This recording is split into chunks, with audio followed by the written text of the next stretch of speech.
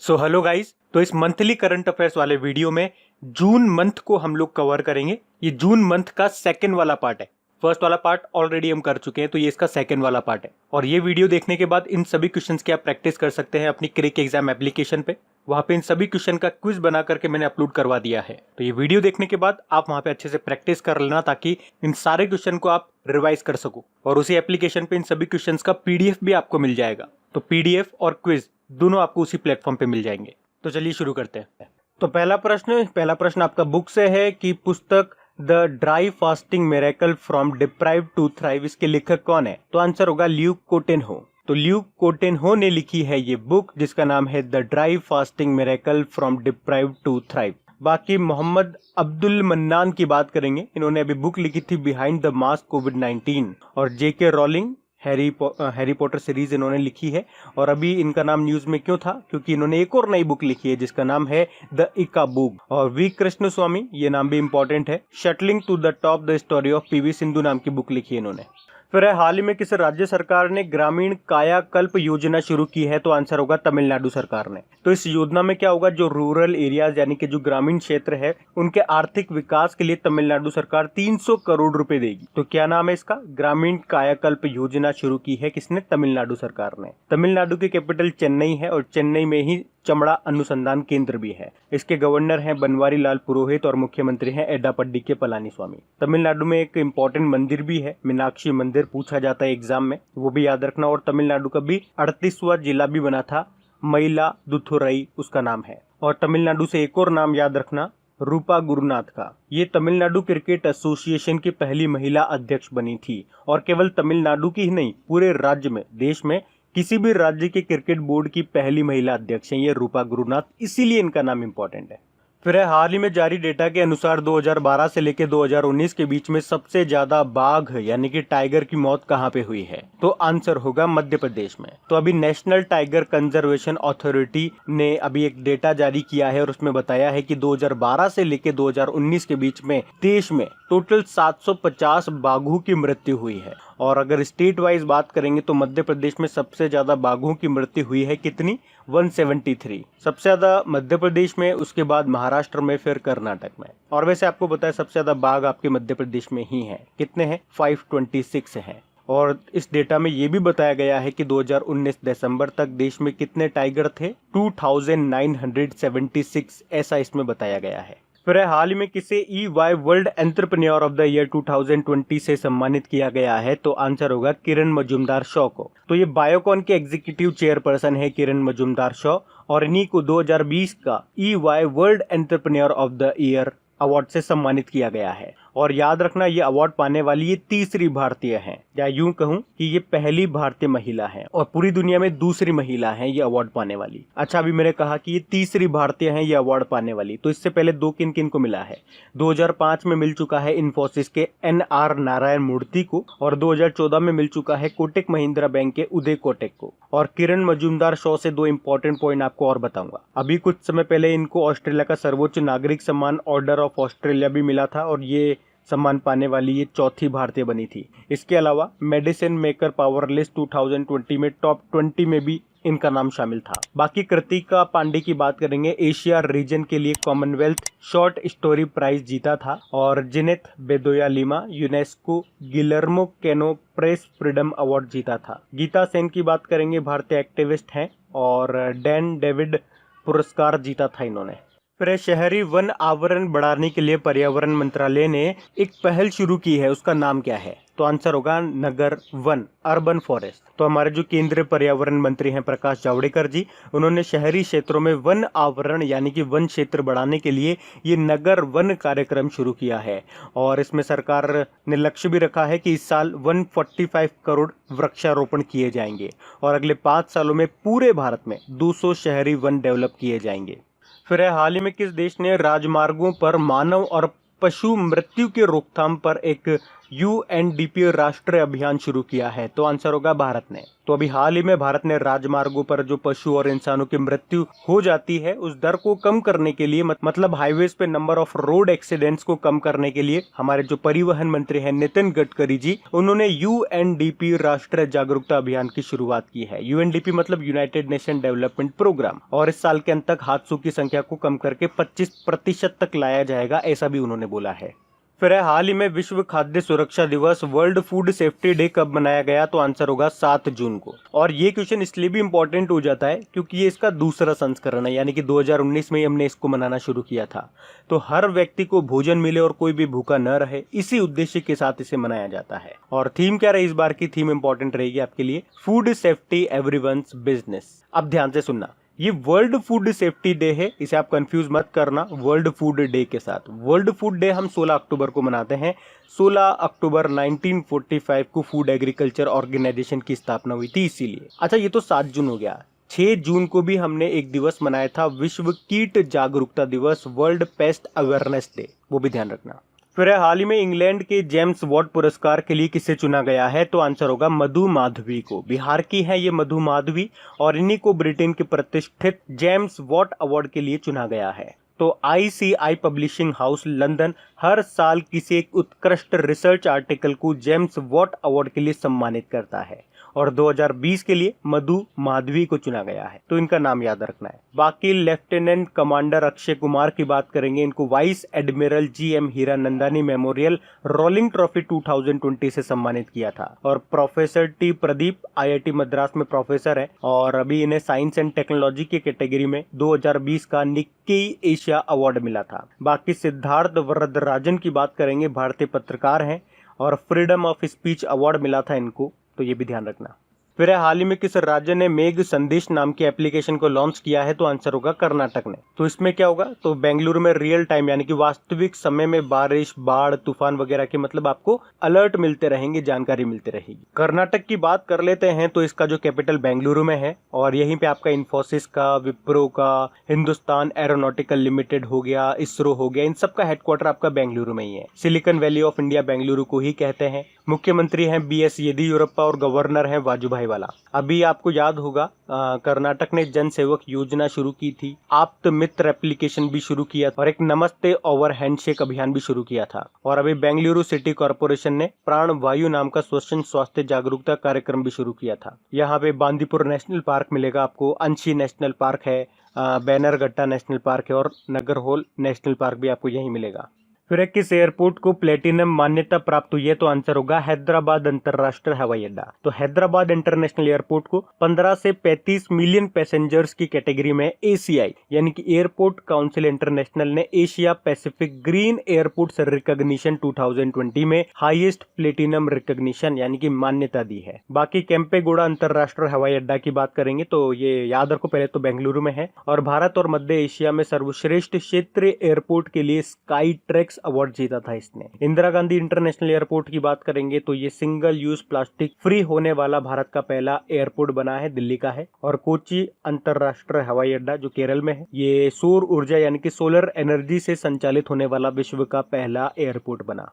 फिर हाल ही में Richard Dawkins award जीतने वाले पहले भारतीय कौन बन गए हैं? तो आंसर होगा जावेद अख्तर। बॉलीवुड के मशहूर लेखक और गीतकार हैं ये जावेद अख्तर, और इन्हीं को प्रतिष्ठित रिचर्ड डॉकिंस पुरस्कार से सम्मानित किया गया है। और इसी के साथ आपको बता दूं, जावेद अख्तर ये अवार्ड पाने वाले पहले भारतीय भी बन गए हैं, तो ये प्रश्न आपके लिए इंपॉर्टेंट हो जाता है। ये जो अवार्ड है 2003 से दिया जा रहा है, और ये जो अवार्ड है विज्ञान में, रिसर्च के क्षेत्र में, शिक्षा, मनोरंजन के क्षेत्र में ऐसे प्रतिष्ठित व्यक्तियों को दिया जाता है जो सार्वजनिक रूप से लॉजिकल होकर के धर्मनिरपेक्षता की रक्षा के लिए प्रयास करते हैं। बाकी मेजर सुमन गवानी की बात करेंगे, 2019 के लिए United Nation military gender advocate of the year का अवार्ड मिला था, और Rajiv Joshi inventor of the year का अवार्ड मिला था इनको। बाकी सौरभ लोढ़ा की बात करेंगे, 2020 का young career award in nano science and technology इनको मिला था। फिर हाल ही में विश्व तीरंदाजी फील्ड चैंपियनशिप को कब तक के लिए स्थगित कर दिया गया? तो आंसर होगा 2022 तक। तो ये वर्ल्ड आर्चरी फील्ड चैंपियनशिप इसी साल सितंबर में अमेरिका में होने वाला था, पर कोविड-19 के कारण इसे स्थगित कर दिया गया, तो अब ये 2022 में होगा। अच्छा, आपको याद होगा ना, इस साल जो आपका G7 समिट होने वाला था जून के महीने में ही, ये अमेरिका में ही होने वाला था, लेकिन अब ये सितंबर में होगा। कोविड-19 के कारण इसे आगे खिसका दिया गया, सितंबर में होगा अब ये। और 2022 में अभी कुछ समय पहले हमने एक प्रश्न भी पढ़ा था, भारत जो महिला एशियन कप की मेजबानी करेगा वो कब करेगा? 2022 में ही। और 2022 में ही G20 समिट भी होगा भारत में ही।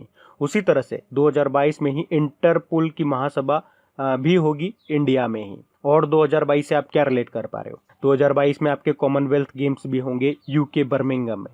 2022 में ही विंटर ओलंपिक गेम्स भी होंगे बीजिंग चाइना में। और 2022 में ही एशियन गेम्स भी होंगे चाइना के हांगझाओ में। अच्छा, विश्व तीरंदाजी संघ का हेडक्वार्टर कहाँ पर है? लाउजेन स्विट्जरलैंड में है। और भारतीय तीरंदाजी संघ के अध्यक्ष कौन है? जो हमारे जनजातीय मंत्री हैं, जनजातीय मामलों के मंत्री हैं, अर्जुन मुंडा जी।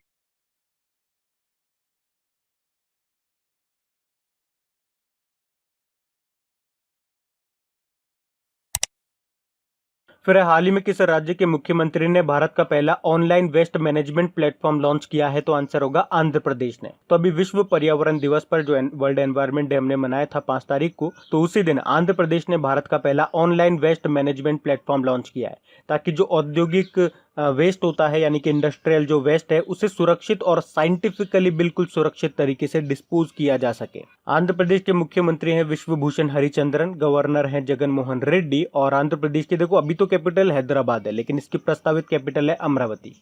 फिर हाल ही में महिला और बाल विकास मंत्रालय ने किसकी अध्यक्षता में कार्यबल का गठन किया है? तो आंसर होगा जया जेटली। तो अभी केंद्रीय महिला व बाल विकास मंत्रालय ने महिलाओं और बच्चों के स्वास्थ्य और पोषण से संबंधित मामलों की जांच करने के लिए एक टास्क फोर्स का गठन किया है और इसकी अध्यक्षता करेंगी जया जेटली। तो ये जो टास्क फोर्स होगा ये शिशु मृत्यु दर, मातृ मृत्यु दर, स्वास्थ्य और पोषण से संबंधित अन्य मुद्दों पर भी काम करेगा। अच्छा, केंद्रीय महिला और बाल विकास मंत्री कौन है? हमारी जो हमारी कपड़ा मंत्रालय भी संभालती हैं, उनका नाम है स्मृति ईरानी। बाकी जानवी फूकन की बात करेंगे, फिक्की लेडीज ऑर्गेनाइजेशन के राष्ट्रीय अध्यक्ष हैं ये। और वी विद्यावती भारतीय पुरातत्व सर्वेक्षण यानी कि आर्कियोलॉजिकल सर्वे ऑफ इंडिया की अध्यक्ष बनी है। और Nupur Kulshreshtha Indian Coast Guard की पहली महिला डीआईजी बनी है।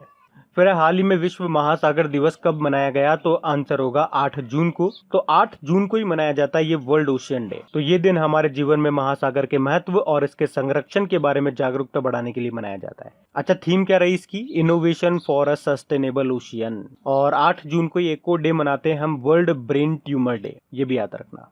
फिर हाल ही में स्विट्जरलैंड में भारत के अगले राजदूत के रूप में किसे नियुक्त किया गया? राजदूत मतलब एम्बेसडर। तो आंसर होगा मोनिका कपिल मोहता को। तो मोनिका कपिल मोहता को स्विट्जरलैंड में भारत के अगले राजदूत के रूप में नियुक्त किया गया है। ये किनका स्थान लेंगी? तो सीबी जॉर्ज का स्थान लेंगी। और सीबी जॉर्ज आपने जरूर नाम सुना होगा, अभी कुवैत में भारतीय राजदूत इनको नियुक्त किया गया है। बाकी राहुल श्रीवास्तव की बात करेंगे, रोमानिया में भारत के अगले राजदूत बने हैं ये। और गायत्री कुमार, ये इंपॉर्टेंट नाम है, ब्रिटेन में भारतीय उच्चायुक्त बनी है। उच्चायुक्त को इंग्लिश में बोलते हैं हाई कमिश्नर। हाई कमिश्नर और एम्बेसडर यानी कि उच्चायुक्त और राजदूत में क्या फर्क होता है? सिंपल सा, मैं आपको कई बार बता चुका हूं वैसे तो सिंपल सा याद रखो। कॉमनवेल्थ कंट्रीज में तो हम बोलते हैं हाई कमिश्नर और नॉन कॉमनवेल्थ कंट्रीज में हम बोलते हैं एम्बेसडर। बस इतना था, नाम का फर्क है, काम सेम ही है। और अभी रवीश कुमार फिनलैंड में भारतीय राजदूत बने थे ये। बाकी स्विट्जरलैंड की बात करेंगे, कैपिटल इसकी करेंसी है स्विस फ्रैंक और प्रेसिडेंट है सिमोनेटा सोमारुगा। और स्विट्जरलैंड के जेनेवा में वर्ल्ड हेल्थ ऑर्गेनाइजेशन का हेडक्वार्टर है।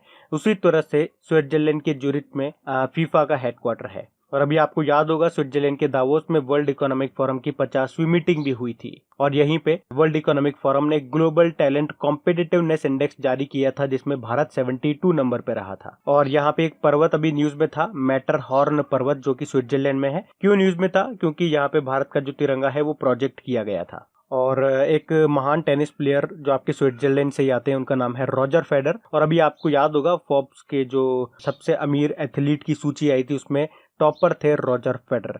फिर किस राज्य ने अपना सबसे बड़ा जैव विविधता पार्क खोला है? तो आंसर होगा उत्तराखंड। जैव विविधता पार्क मतलब बायोडाइवर्सिटी पार्क। उत्तराखंड की बात करेंगे, कैपिटल देखो इसकी देहरादून है। और अभी ऑफिशियली इसकी समर कैपिटल भी बन चुकी है गैरसैंण।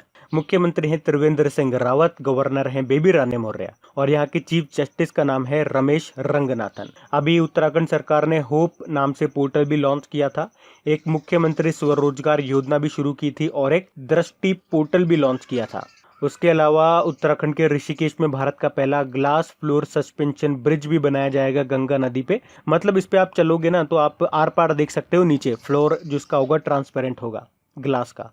और कृषि भूमि को पट्टे यानी कि लीज पर देने वाला पहला राज्य भी बना था उत्तराखंड। यहाँ पे एक डैम भी है, तिहरी डैम, जो कि भागीरथी नदी पर है। ये एग्जाम में पूछा जाता है। और एक नेशनल पार्क भी यहाँ से पूछा जाता है एग्जाम में, वो है Jim Corbett national park. Bharat का सबसे पुराना नेशनल पार्क है।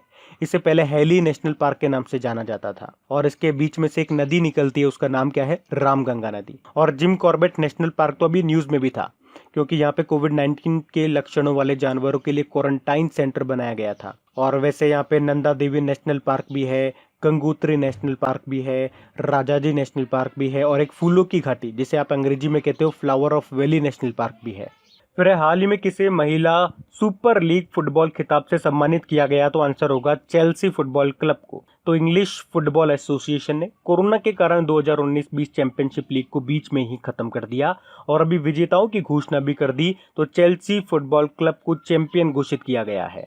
अच्छा, फुटबॉल से याद आया, FIFA under 17 women's world cup ये आपका इसी साल भारत में होने वाला था नवंबर में, लेकिन अभी कोरोना के कारण इसे कैंसिल करना पड़ा। अब ये 2021 में होगा। और फीफा मेंस वर्ल्ड कप ये भी याद रखो, ये 2022 में होंगे कतर में। 2026 वाले होंगे यूएसए, मैक्सिको और कनाडा में। और अभी फीफा रैंकिंग आई थी, उसमें टॉप पे रहा था बेल्जियम और भारत 108वें स्थान पे रहा था। फीफा का हेडक्वार्टर आपको पता ही है, ज्यूरिख स्विट्जरलैंड में है और इसके अध्यक्ष हैं गियानी इन्फेंटिनो। फिर हाल ही में किस रेलवे जंक्शन को CII के द्वारा गोल्ड रेटिंग दी गई है, तो आंसर होगा त्रिची रेलवे जंक्शन। त्रिची मतलब तिरुचिरापल्ली है। तो त्रिची रेलवे जंक्शन को विभिन्न पर्यावरण अनुकूल उपायों को लागू करने के लिए भारतीय उद्योग परिसंघ यानी कि कॉन्फेडरेशन ऑफ इंडियन इंडस्ट्री ने गोल्ड रेटिंग दी है। अच्छा, CII तो वैसे भी न्यूज में भी था, क्योंकि इसके जो अध्यक्ष है उनकी नियुक्ति हुई है, उनका नाम है उदय कोटक। कोटक महिंद्रा बैंक के CEO हैं ये। और इसके उपाध्यक्ष कौन बने, संजीव बजाज बने हैं। रेल मंत्री कौन है, हमारे पीयूष गोयल हैं। और स्वतंत्र भारत के पहले रेल मंत्री कौन है, वो जॉन मथाई हैं। और रेलवे से एक और पॉइंट बताया था मैंने आपको, अभी मेक इन इंडिया के तहत बिहार के मधेपुरा फैक्ट्री में बना है 12,000 हॉर्स पावर का रेल इंजन। और ये इसलिए भी इंपॉर्टेंट हो जाता है क्योंकि दुनिया में पहली बार इतनी क्षमता वाला, इतनी कैपेसिटी वाला इंजन ब्रॉड गेज ट्रैक पर चलाया गया है। इसका नाम है WAG-12 और इसका नंबर रखा है 60027। फिर किस राज्य की सरकार ने 2020-21 के लिए प्रवेश, जो कॉलेजेस में प्रवेश है, एडमिशन है, उसको 100% मुफ्त कर दिया, तो आंसर होगा असम सरकार ने। तो अभी असम की सरकार ने हायर सेकेंडरी से लेकर मेडिकल कॉलेजेस, इंजीनियरिंग, पॉलिटेक्निक सहित पोस्ट ग्रेजुएट स्तर तक के सभी एडमिशन को बिल्कुल मुफ्त कर दिया है। तो इस कोविड-19 के समय सभी परिवारों को इससे काफी राहत मिलेगी। अच्छा, एक और पॉइंट बता दूं आपको असम से, अभी नाबार्ड ने असम ग्रामीण विकास बैंक को 270 करोड़ रुपए मंजूर किए हैं। असम की बात करेंगे तो इसके कैपिटल दिसपुर है और मुख्यमंत्री है सर्बानंदा सोनोवाल। और अभी इनको डॉक्टर श्यामा प्रसाद मुखर्जी अवार्ड भी मिला था। गवर्नर है जगदीश मुखी और यहाँ के जो चीफ जस्टिस है उनका नाम है अजय लांबा। इसके अलावा अभी असम की सरकार ने सभी पत्रकारों को 50 लाख का जीवन बीमा कवर देने की भी घोषणा की थी। एक धनवंतरी योजना भी शुरू हुई थी यहाँ पे, और एक अरुंधति योजना तो पहले से चलती है, जिसमें गरीब परिवारों की बेटियों की शादी पर उन्हें 10 ग्राम सोना दिया जाता है। और असम के गुवाहाटी में आपका कामाख्या मंदिर भी है, जहाँ पे अंबुबाची मेला लगता है। और ये इस बार न्यूज में इसलिए था क्योंकि कोविड-19 के कारण इस मेले को रद्द कर दिया गया। अभी जम्मू कश्मीर का एक और मेला था, उसे रद्द करना पड़ा था, उसका नाम है खीर भवानी मेला। यहाँ पे काजीरंगा नेशनल पार्क है जो कि एक सिंग वाले गेंडे के लिए फेमस है। नामेरी नेशनल पार्क भी है यहाँ पे, मानस नेशनल पार्क भी है और एक डिब्रू शिखोवा नेशनल पार्क भी है, औरंग नेशनल पार्क भी है यहाँ पे। फिर हाल ही में किसने कैंसर का जल्द इलाज करने के लिए मैग्नेटो कैलोरिक सामग्री विकसित की है, तो आंसर होगा ARCI ने। ARCI मतलब international advance research centre for powder metallurgy and new materials. तो इसके वैज्ञानिकों ने एक मैग्नेटो कैलोरिक सामग्री तैयार की है जिसे कैंसर के उपचार के लिए प्रभावी रूप से इस्तेमाल किया जा सकेगा। ये एक ऐसा मटेरियल है जिसमें मैग्नेटिक फील्ड यानी कि चुंबकीय क्षेत्र लगाने और हटाने से जो आपका मटेरियल है, जो वस्तु है, वो गर्म भी हो जाती है और ठंडी भी हो जाती है। तो इस तरीके से कंट्रोल्ड मैनर में हीटिंग देने में सक्षम होगा ये, और इसके इस्तेमाल से उपचार करने पर मानव शरीर पर कोई नुकसान भी नहीं होगा। अच्छा, कैंसर से याद आया, वर्ल्ड कैंसर डे कब मनाते हैं? 4 फरवरी को। और याद रखना, एक इंटरनेशनल चाइल्डहुड कैंसर डे भी होता है जो हम 15 फरवरी को मनाते हैं। और एक राष्ट्रीय कैंसर जागरूकता दिवस, नेशनल कैंसर अवेयरनेस डे भी होता है जो हम 7 नवंबर को मनाते हैं। ये भी ध्यान रखना। फिर है हाल ही में जारी पर्यावरण प्रदर्शन सूचकांक यानी कि एनवायरमेंट परफॉर्मेंस इंडेक्स 2020 में भारत क्या स्थान पे रहा है? 168 नंबर पे रहा है भारत। अच्छा, सबसे पहले तो ये पता हो कि ये इंडेक्स जारी किसने किया? येल यूनिवर्सिटी ने। अमेरिका में है ये येल यूनिवर्सिटी, और इसी ने वर्ल्ड इकोनॉमिक फोरम की मदद से इसे तैयार किया है। और इसमें भारत 180 देशों में से 168 नंबर पर है। बहुत बुरी स्थिति। टॉप पे कौन है? टॉप पे है डेनमार्क। तो आपके एग्जाम पॉइंट ऑफ व्यू से आपको याद रखना है, भारत का स्थान 168 है और टॉप पे है डेनमार्क। अच्छा, इस इंडेक्स से पता क्या चलता है? इससे ये पता चलता है कि कौन सा देश पर्यावरण चुनौतियों का मैनेजमेंट बेहतर तरीके से कर रहा है। फिर हाल ही में किसने मरीजों को बाहर निकालने के लिए अर्पित पॉड डिजाइन किया है? तो आंसर होगा भारतीय वायुसेना ने। तो अभी इंडियन एयरफोर्स ने स्वदेशी रूप से विकसित आइसोलेटेड ट्रांसपोर्टेशन के लिए एक एयरबोर्न रेस्क्यू पोड अर्पित तैयार किया है। अर्पित नाम से, अर्पित मतलब हो गया airborne rescue pod for isolated transportation. तो इस पोड की हेल्प से जो ऊंचाई वाले क्षेत्र हो गए या अलग थलग जो स्थान है, मतलब दूर दराज के जो क्षेत्र हैं, अगर वहां पे कोविड-19 का कोई सीरियस पेशेंट्स होता है तो वहां से बाहर निकालने में उसकी मदद की जाएगी इसके थ्रू। अच्छा, एयर चीफ मार्शल कौन है? हमारे राकेश कुमार सिंह भदौरिया है। फिर एक किस राज्य के मुख्यमंत्री ने प्लांट हेल्थ क्लिनिक का उद्घाटन किया है? तो आंसर होगा मणिपुर के मुख्यमंत्री ने। मुख्यमंत्री कौन है मणिपुर के? एन बीरेन सिंह है। और इस क्लिनिक को शुरू करने का उद्देश्य है कृषि और बागवानी के माध्यम से मणिपुर की आर्थिक वृद्धि को बढ़ावा देना। अच्छा, इस क्लिनिक के अलावा मुख्यमंत्री जी ने एक मोबाइल मृदा परीक्षण प्रयोगशाला यानी कि सॉइल टेस्टिंग लैब वैन भी लॉन्च की है, जो कि जगह जगह जाकर के सोइल की टेस्टिंग कर सकती है। जिस तरह से वास्तविक लैब में टेस्टिंग होती है सोइल की, उसी तरह से इस वैन में टेस्टिंग हो सकेगी। फिर हाल ही में किसने कोविड-19 के लिए कोविड बीप एप्लीकेशन को लॉन्च किया है? तो आंसर होगा जितेंद्र सिंह ने। हमारे डोनर मंत्री हैं ये, development of north east region, और इन्होंने कोविड-19 की सुविधा के लिए भारत की पहली स्वदेशी, किफायती और वायरलेस शारीरिक निगरानी प्रणाली कोविड बीप एप्लीकेशन को लॉन्च किया है। कोविड बीप का मतलब है यहाँ पे continuous oxygenation and vital information detection biomed ECIL ESIC pod. अच्छा, एप्लीकेशन की बात है तो कुछ एप्लीकेशन मैंने आपको रिवाइज करवाई थी, जैसे कि अभी कोविड केयर एप्लीकेशन लॉन्च की गई किस राज्य में? अरुणाचल प्रदेश में। एक कोरोना वॉच एप्लीकेशन भी लॉन्च की थी, कर्नाटक की है वो। और आरोग्य सेतु एप्लीकेशन तो आप जानते ही हो, गवर्नमेंट ऑफ इंडिया ने लॉन्च की थी। महाकवच एप्लीकेशन कहाँ पे लॉन्च हुई थी? महाराष्ट्र सरकार ने लॉन्च की थी। एक नाडी एप्लीकेशन पुडुचेरी ने लॉन्च की थी। रक्षा सर्व एप्लीकेशन ये छत्तीसगढ़ सरकार ने लॉन्च की थी। और सेल्फ डिक्लेरेशन एप्लीकेशन ये नागालैंड में लॉन्च हुई। तो कुछ इंपॉर्टेंट जो भी न्यूज में एप्लीकेशन रही है कोविड-19 को लेकर के, और वैसे कोविड-19 को लेकर के जितने भी एप्लीकेशन पोर्टल वगैरह है उनका हम जल्द ही ऑडियो तैयार करने वाले हैं, तैयारी चल रही है उसकी। और अगर आपने खबरी एप्लीकेशन पे हमें अभी तक फॉलो नहीं किया है तो फॉलो कर लीजिएगा, ताकि जब भी ऑडियो अपलोड होगा उसका नोटिफिकेशन आपको मिल जाएगा। बाकी अभी जो भी IITs अभी जनवरी से लेके मई तक न्यूज में रहते उसका ऑडियो अपलोड हो चुका है। मई महीने के जो भी इंपॉर्टेंट डेज थे विद थीम्स वगैरह उसका भी ऑडियो अपलोड हो चुका है, तो वो जाकर के आप सुन सकते हैं। ऑडियो रिविजन का लिंक आपको नीचे डिस्क्रिप्शन में मिल जाएगा। फिर किस राज्य के एक इंजीनियर ने कोविड-19 रोगियों से दूरी बनाकर सुविधाएं पहुंचाने के लिए कोरोबोट नाम का एक रोबोट बनाया है? तो आंसर होगा महाराष्ट्र। महाराष्ट्र के ठाणे जिले के एक इंजीनियर हैं जिनका नाम है प्रतीक तिरोडकर, और उन्होंने कोविड-19 मरीजों की देखभाल करने के लिए जो स्वास्थ्य कर्मी होते हैं, जो डॉक्टर वगैरह होते हैं, वो मरीजों के पास कम से कम जाए ताकि उन्हें संक्रमित होने से बचाया जा सके। और उसी के लिए इन्होंने ये रोबोट बनाया जो कि मरीजों को पानी, भोजन, दवाइयां वगैरह देगा। मतलब इंसानों को उस मरीजों के पास नहीं जाना पड़ेगा, इस रोबोट को ही हम मशीनों के पास भेजेंगे। भैया दवाई देनी है तो रोबोट को भेज दो, खाना देना है तो रोबोट को भेज दो, क्योंकि इंसान जाएगा तो संक्रमित होने का खतरा रह सकता है। और इस रोबोट की खास बात यह है कि इस रोबोट को आप दुनिया के किसी भी कोने में बैठ करके एक एप्लीकेशन के थ्रू ऑपरेट कर सकते हैं। अच्छा, इसी पर्पस के लिए अभी कुछ और रोबोट भी न्यूज में आए थे। अभी केरल की सरकार ने कर्मी बोट रोबोट बनाया था इसी पर्पस के लिए। IIT रोपड़ ने भी वार्ड बोट नाम का रोबोट बनाया था, और झारखंड सरकार ने भी कोबोट रोबोटिक्स बनाया था इसी पर्पस के लिए। फिर अभी किस राज्य की सरकार ने राज कौशल पोर्टल को शुरू किया? तो आंसर होगा राजस्थान की सरकार ने। तो अभी राजस्थान की सरकार ने ही ये राज कौशल पोर्टल और ऑनलाइन श्रमिक एम्प्लॉयमेंट एक्सचेंज को लॉन्च किया है, ताकि श्रमिकों को आसानी से रोजगार मिल सके और जो इंडस्ट्रीज है, जो उद्योग है, उनको भी अच्छे से काम करने के लिए श्रमिक मिल सके। राजस्थान की कैपिटल आपकी जयपुर है, मुख्यमंत्री अशोक गहलोत और गवर्नर है कलराज मिश्र। फिर अभी किस राज्य ने वंदे उत्कल जननी को राज्य गान का दर्जा दिया है? तो आंसर होगा उड़ीसा सरकार ने। तो वंदे उत्कल जननी को उड़ीसा की स्टेट सॉन्ग का दर्जा मिल चुका है। अच्छा, यहाँ से एक और पॉइंट आप याद रखना कि इस सॉन्ग को, इस एंथम को किसने लिखा है? तो के लक्ष्मीकांता महापात्रा ने लिखा था इसको 1912 में। फिर अभी गूगल क्लाउड ने भारत में अपने वरिष्ठ निदेशक के रूप में किसे नियुक्त किया है? तो आंसर होगा अनिल वल्लूरी को। तो भारत में सीनियर डायरेक्टर बन जाएंगे ये। तो अभी गूगल क्लाउड ने अनिल वल्लूरी को भारत में सीनियर डायरेक्टर के रूप में नियुक्त किया है। अच्छा, इनसे भी ज्यादा इंपॉर्टेंट नाम आपके लिए रहेगा, गूगल क्लाउड के मैनेजिंग डायरेक्टर कौन है? करण बजवा है, इनका नाम आपको याद रखना है, करण बजवा। बाकी दिलीप ओमान ये अभी स्टील एसोसिएशन ऑफ इंडिया के अध्यक्ष बने। प्रमोद अग्रवाल कोल इंडिया के सीएमडी बने थे और गोविंद राजुलु चिंटला नाबार्ड के अध्यक्ष नियुक्त हुए थे। गूगल की बात कर लेते हैं तो इसकी स्थापना 1998 में हुई थी। कैलिफोर्निया यूएस में इसका हेडक्वार्टर है। 2 फाउंडर थे गूगल के, लेरी पेज और सर्जे ब्रिन। गूगल की पेरेंट कंपनी का नाम है अल्फाबेट और इसके सीईओ है सुंदर पिचाई। अभी गूगल ने सोडार एप्लीकेशन को भी लॉन्च किया था और कम दिखाई देने वाले जो यूजर्स होते हैं उनके लिए वर्चुअल ब्रेल कीबोर्ड भी लॉन्च किया था, टॉक बैक नाम से।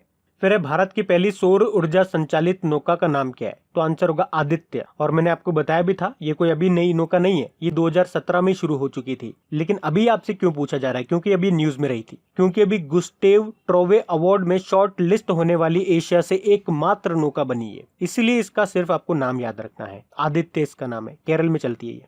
फिर है फसाई ने फूड सेफ्टी इंडेक्स 2019-20 जारी किया है। इसमें आपसे पूछा जा रहा है बड़े राज्यों में कौन सा राज्य टॉप पे रहा? तो ये तो आपको याद ही कर लेना है और याद हो भी गया होगा। गुजरात टॉपर है बड़े राज्यों में और छोटे राज्यों में गोवा टॉपर है, जबकि यूनियन टेरिटरीज की लिस्ट में यानी कि केंद्र शासित प्रदेशों में चंडीगढ़ टॉपर है। तो ये 3 आपको याद रखना है, बड़े राज्यों में गुजरात, छोटे छोटों में गोवा और यूटी में यूनियन टेरिटरीज में चंडीगढ़। इसके अलावा भी फसाई ने ईट राइट ड्यूरिंग कोविड-19 नाम से एक ई बुक भी रिलीज की है। और अभी अपन ने वर्ल्ड फूड सेफ्टी डे भी मनाया था, उसी दिन ये इंडेक्स जारी किया था। चलो आपके लिए प्रश्न है, वैसे पीछे मैं बता चुका हूँ, फिर भी देखते हैं किसको याद है। 2 मिनट के लिए वीडियो को पॉज करो और लिखो और देखो आपको याद है कि नहीं है वर्ल्ड फूड सेफ्टी डे कब मनाया था, साथ में उसकी थीम क्या थी ये भी लिखने की कोशिश करो। फसाई की बात करेंगे, इसकी फुल फॉर्म होती है food safety and standard authority of India. नई दिल्ली में हेडक्वार्टर है, इसके चेयरपर्सन है रीटा टायोटिया और अभी इसके सीईओ बने थे अरुण सिंघल।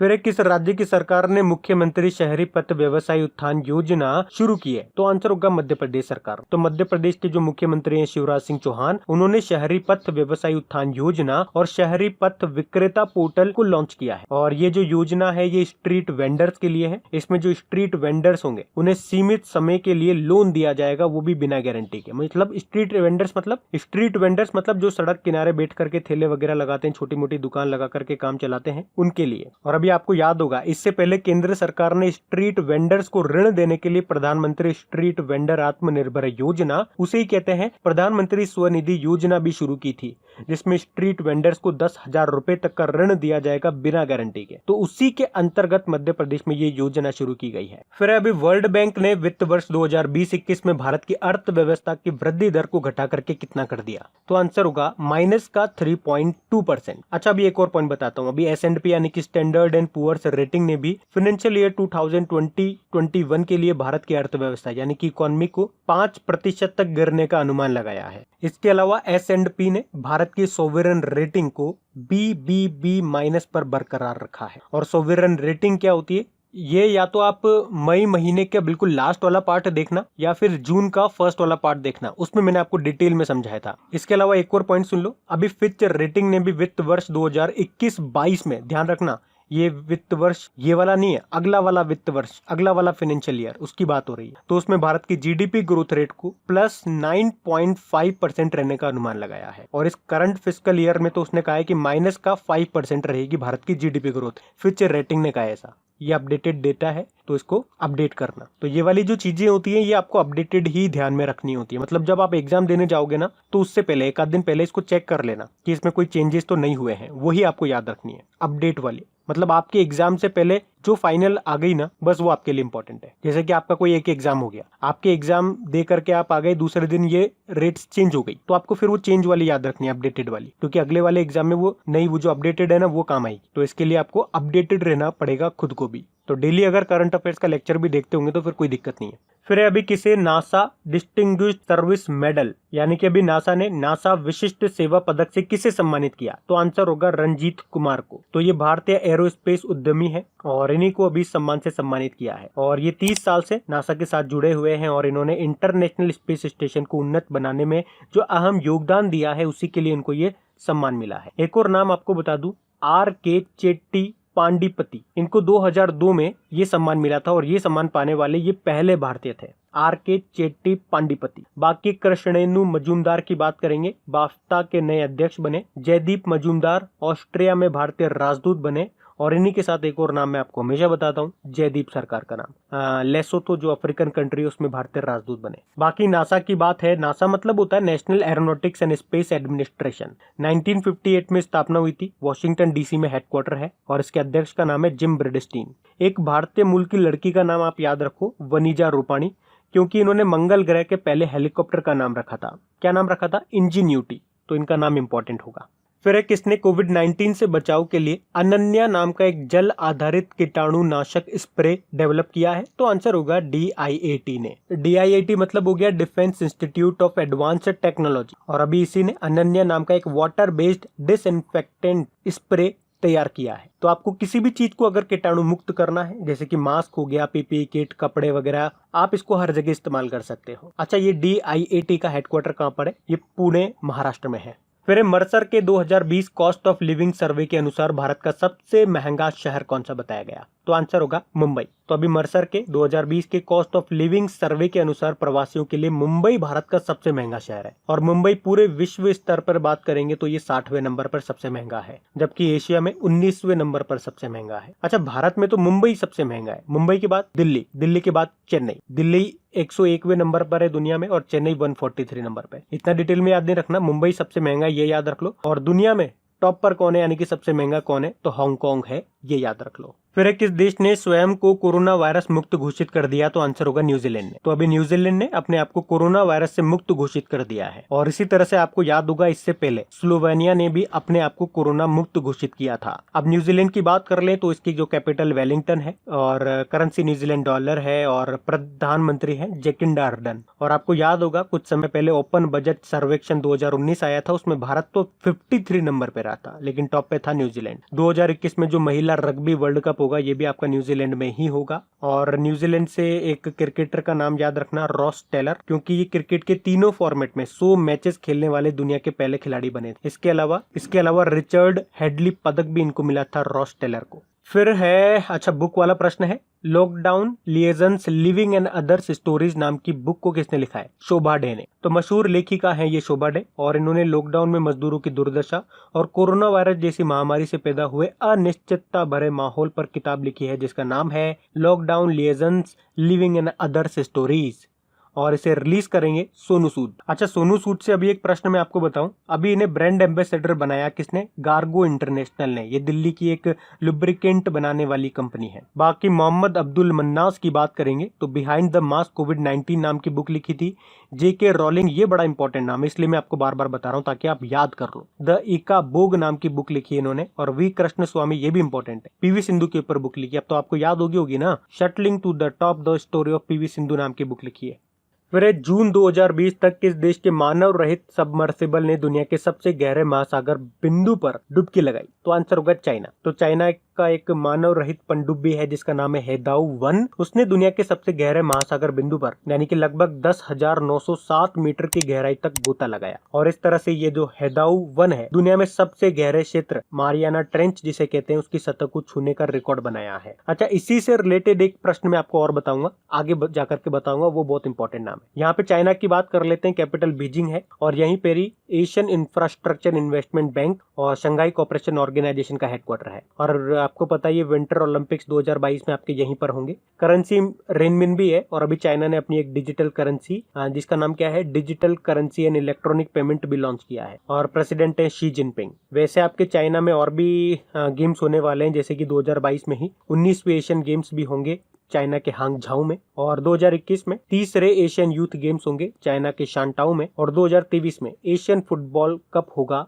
ये आपके चाइना में होगा। और अभी चाइना ने FIDE-Chess.com ऑनलाइन नेशन कप भी जीता था। भारत और चाइना के बीच की बॉर्डर लाइन को क्या कहते हैं? मैकमोहन लाइन कहते हैं। और अभी चाइना ने अपने मंगल एक्सप्लोरेशन मिशन का नाम तियानवेन 1 रखा है। इसे इसी साल के एंड में लॉन्च किया जाएगा। फिर अभी केंद्र सरकार ने बांस के आयात पर सीमा शुल्क को बढ़ाकर कितना कर दिया? तो आंसर होगा 25%। पहले ये 10% था, अभी बढ़ा के 25% कर दिया। ऐसा क्यों कर दिया? आत्मनिर्भर योजना के तहत ऐसा किया गया ताकि लोग ज्यादा से ज्यादा घरेलू बांस का उपयोग कर सकें, बाहर से कम मंगाए। और बांस से एक पॉइंट याद रखना, अभी से ये पेड़ के दर्जे से हटा दिया, पेड़ नहीं है ये, अब अभी से घास माना जाता है। और वर्ल्ड बैम्बू डे कब मनाते हैं? 18 सितंबर को मनाते हैं, ये भी याद होना चाहिए। तो जब भी कोई इस तरह का प्रश्न पढ़ो जहां पे एक पॉइंट आप पकड़ लो और उससे जितने क्वेश्चन आप रिलेट कर सके हो उतने रिलेट करा करो, चीजें आपको रिकॉल करने में आसानी होगी और आपको मजा आएगा पढ़ने में। मजा आना चाहिए, जिस दिन मजा आ गया ना पढ़ने में तो बस मजा आ जाएगा। कि हाल ही में जारी क्यूएस वर्ल्ड यूनिवर्सिटी रैंकिंग 2021 में भारत का टॉप यूनिवर्सिटी कौन सा रहा? तो आंसर होगा आईआईटी बॉम्बे। तो अभी क्यूएस वर्ल्ड यूनिवर्सिटी ने नई रैंकिंग 2021 रिलीज की है जिसमें टॉप 500 में भारत के केवल 8 यूनिवर्सिटीज हैं। भारत में तो टॉप पे आईआईटी बॉम्बे है, लेकिन आईआईटी बॉम्बे वर्ल्ड लेवल पे कितने नंबर पे है? 172 नंबर पे है। और वर्ल्ड में टॉप यूनिवर्सिटी है यूएसए का MIT, Massachusetts institute of technology. और इससे पहले वाले वीडियो में हम लोगों ने देखा था टाइम्स हायर एजुकेशन के एशिया यूनिवर्सिटी रैंकिंग आई थी, उसमें भारत का जो टॉप यूनिवर्सिटी था वो था आईआईएससी बेंगलुरु, जो कि वर्ल्ड लेवल पे 36 नंबर पे था। और उसमें वर्ल्ड का टॉप यूनिवर्सिटी था चाइना का सिंघुआ यूनिवर्सिटी। उस लिस्ट में भी भारत की 8 यूनिवर्सिटी ही थी, तो उसको भी ध्यान रखना, ये भी ध्यान रखना। बढ़ते हैं आगे।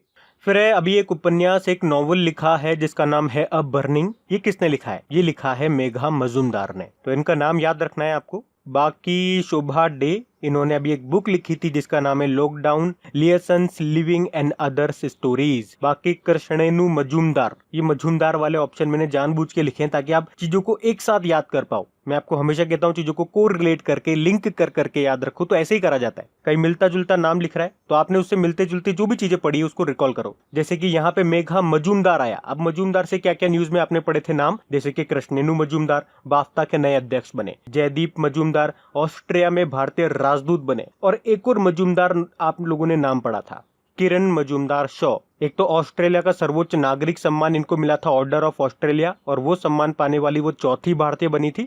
और अभी EY entrepreneur of the year का अवार्ड मिला था इनको, और ये अवार्ड पाने वाली ये तीसरी भारतीय और पहली भारतीय महिला बनी थी। तो इनका नाम भी अभी काफी न्यूज में था। अब देखो यहाँ पे और इसको कैसे आप लिंक कर सकते हो। अब यहाँ पे जयदीप मजूमदार आपने नाम पढ़ा, एक जयदीप नाम और पढ़ा था आप लोगों ने, जयदीप सरकार। ये एक अफ्रीकन कंट्री है लेसोथो, वहां पे भारतीय राजदूत एम्बेसडर बने थे। तो इसी तरह से आपको चीजों को याद करना है, बिल्कुल मुश्किल नहीं है। बस एक बार चीजों को अपनी प्रैक्टिस में लेके आ जाओ, फिर अपना माइंड अपने आप उसी ट्रैक में काम करने लगेगा। लेकिन शुरुआत में आपको कोशिश करनी पड़ेगी, बस फिर गाड़ी चल निकलेगी। बढ़ते हैं आगे। फिर है भारत में एशियाई शेरों की आबादी में कितने प्रतिशत के रिकॉर्ड वृद्धि दर्ज की गई है? तो आंसर होगा 29%। और अगर नंबर में बात करेंगे तो 2015 में ये 523 थे और 2020 में ये बढ़कर के 674 हो गए हैं, जो कि दर्शाता है 29% वृद्धि को। और आपको पता है मुख्य रूप से पश्चिमी गुजरात में जो गिर अभ्यारण्य है वहां पे ये एशियाई शेर पाए जाते हैं। और ये एशियाई शेर या इसे भारतीय शेर बोल दो या एशियन लायन,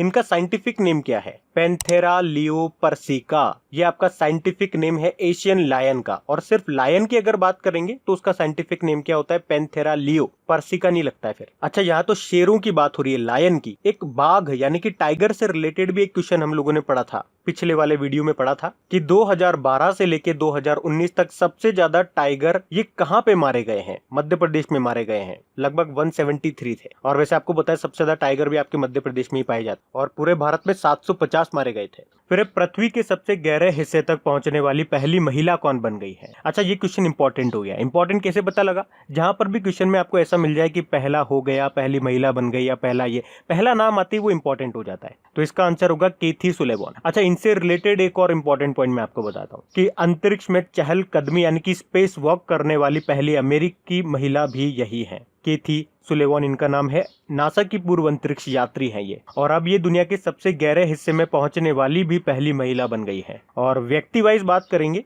तो ऐसा करने वाली ये 8वीं व्यक्ति बनी है, लेकिन महिलाओं में ये पहली महिला बन गई है। अभी इन्होंने पृथ्वी के सबसे गहरे मेरियाना ट्रेंच में 7 मील नीचे चैलेंडर डीप को छुआ है। और लिमिटिंग फैक्टर सबमर्सिबल में सवार थी ये, जो कि अकेला ऐसा व्हीकल है जो कि चैलेंजर डीप तक पहुंच सकता है। ये जो चैलेंजर डीप में आपको बोल रहा हूँ, ये दुनिया भर में समुद्र का सबसे गहरा बिंदु है। अच्छा, ऐसा ही क्वेश्चन हम लोग पहले भी पढ़ चुके हैं पिछले वाले वीडियो में कि चाइना का एक मानव रहित पनडुब्बी है जिसका नाम है हेदाऊ 1।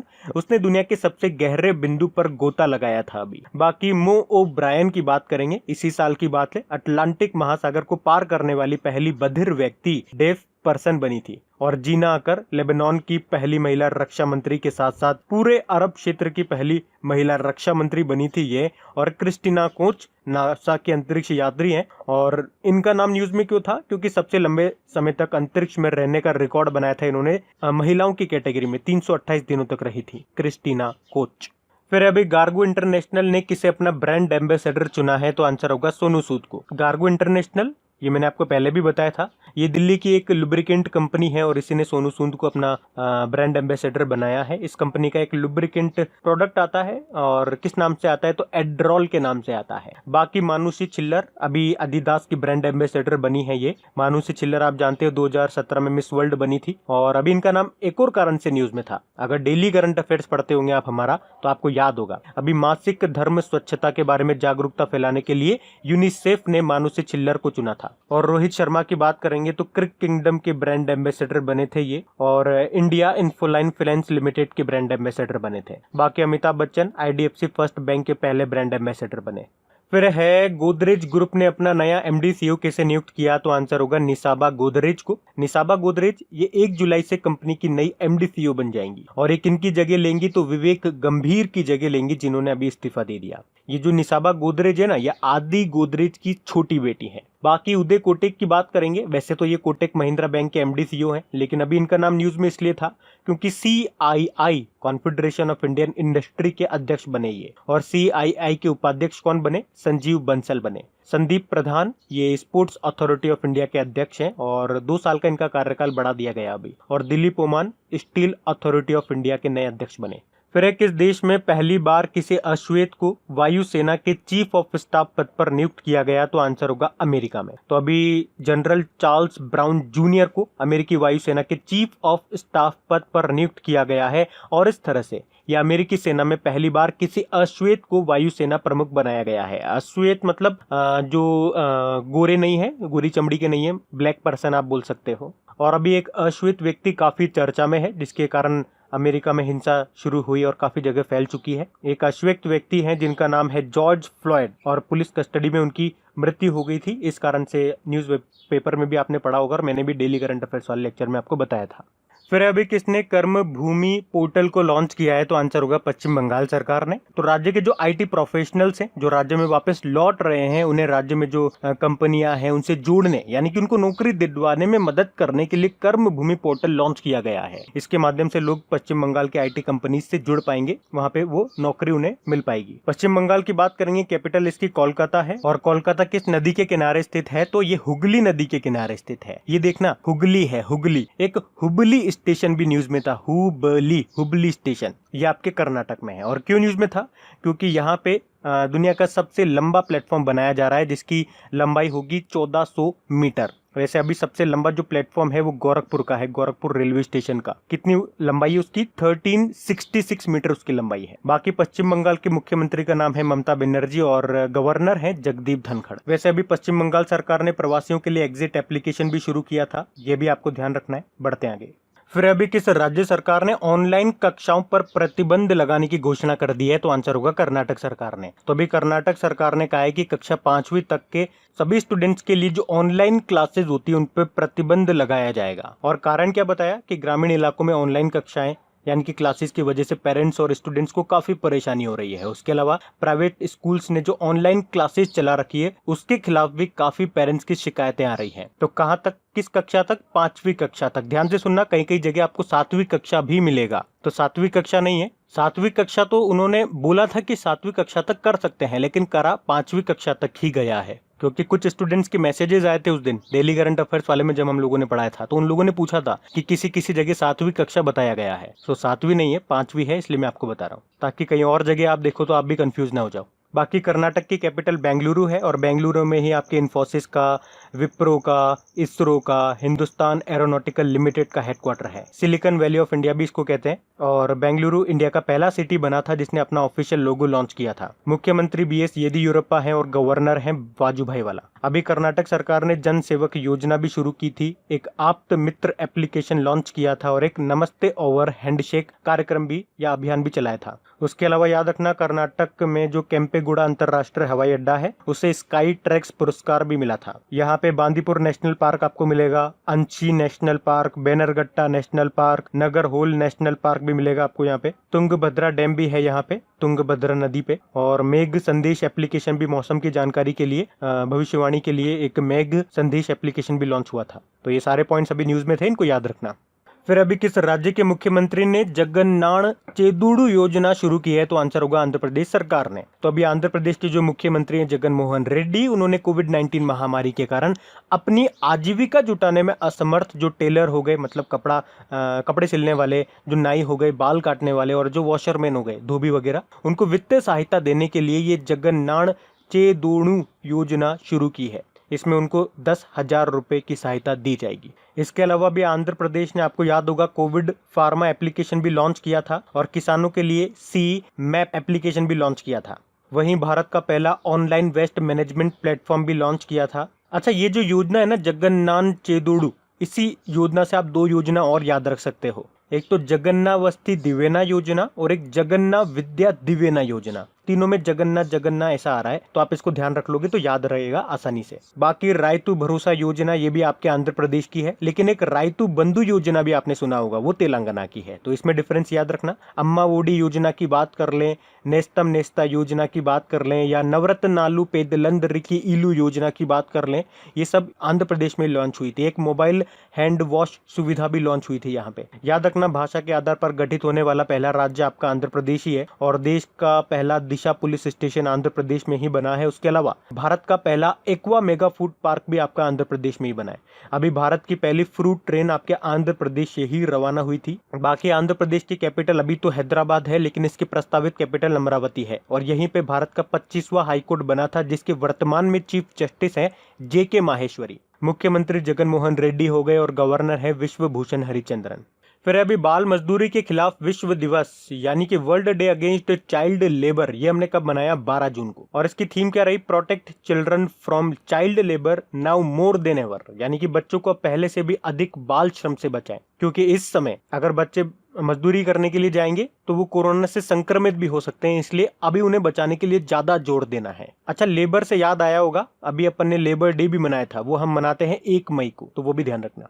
फिर किसे medal of the order of Australia से सम्मानित किया जाएगा? तो आंसर होगा शोभा शेखर को। तो भारतीय संगीतकार और ऑस्ट्रेलिया के कलाकृति संगीत संगठन की संस्थापक हैं ये शोभा शेखर, और इन्हीं को medal of the order of Australia से सम्मानित किया जाएगा। तो ये अवार्ड ऑस्ट्रेलिया में वैश्विक या घरेलू स्तर पर किए गए उत्कृष्ट योगदान के लिए दिया जाता है। बाकी ऑस्ट्रेलिया अवार्ड से याद ही आ गया होगा आपको किरण मजूमदार शो का नाम। ऑस्ट्रेलिया का सर्वोच्च नागरिक सम्मान मिला था जिसे कहते हैं ऑर्डर ऑफ ऑस्ट्रेलिया, और ये अवार्ड पाने वाली ये चौथी भारतीय बनी थी। अभी हमने पीछे भी देखा था, इनको EY world entrepreneur of the year 2020 भी मिला था, और ये अवार्ड पाने वाली ये तीसरी भारतीय व्यक्ति और पहली भारतीय महिला बनी थी। और इसके अलावा भी मेडिसिन मेकर पावर लिस्ट 2020 आई थी, उसमें टॉप 20 में इनका भी नाम था। बाकी रंजीत कुमार की बात करेंगे, नासा ने नासा विशिष्ट सेवक पदक यानी कि नासा डिस्टिंग्विश सर्विस मेडल से इनको सम्मानित किया था। और जावेद अख्तर आप जानते ही हो, रिचर्ड डॉकिंस अवार्ड जीतने वाले पहले भारतीय बने थे। ये नाम इंपॉर्टेंट है, सारे याद रखना। फिर अभी एमपेज ने संपर्क रहित ATM निकासी सक्षम बनाने के लिए किसके साथ समझौता किया है? तो आंसर होगा मास्टर कार्ड के साथ। मतलब ये दोनों मिलकर के भारत में कार्डलेस ATM लॉन्च करेंगे, जिसमें आप बिना डेबिट कार्ड या क्रेडिट कार्ड डाले पैसे निकाल सकेंगे, मतलब उसको छूने की जरूरत नहीं है। और इस तरह से USA के बाद भारत दूसरा देश होगा अपने यूजर को इस तरह का कॉन्टैक्टलेस ATM अवेलेबल कराने वाला। मास्टर कार्ड का हेडक्वार्टर न्यूयॉर्क US में है और इसके अध्यक्ष इसके CEO अजय पाल सिंह बंगा।